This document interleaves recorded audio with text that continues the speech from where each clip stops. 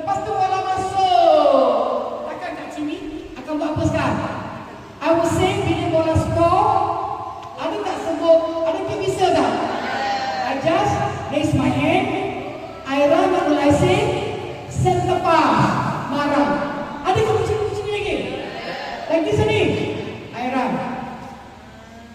Okay? Habis. Satu kuarter selesai. Second quarter nak mula balik. Bola nak pergi sana. Where's Liza's hand? Where's my hand?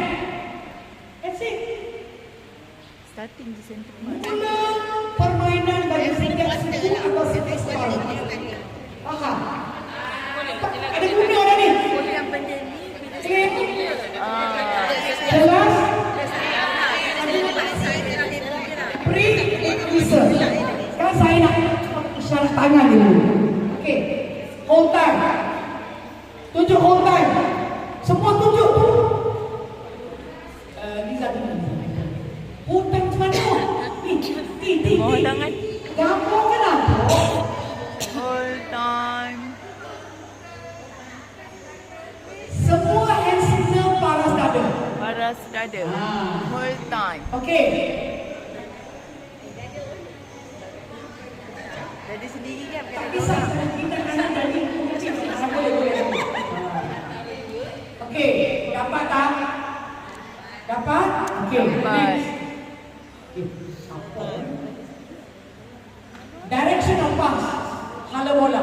Direction of pass. Sini. Ha. Lurus. Sini. Lurus. Lurus. Nanti nak tanding ni ada yang main-main. Okey, throw in.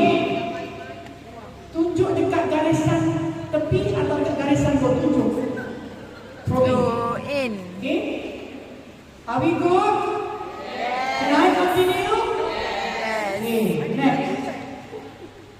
Advantage.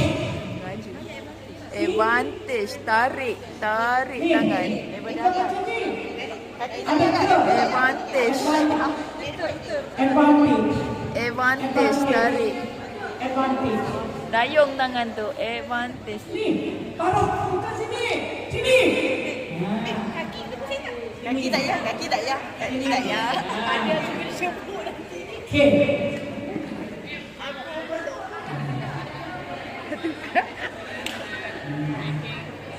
Yang semua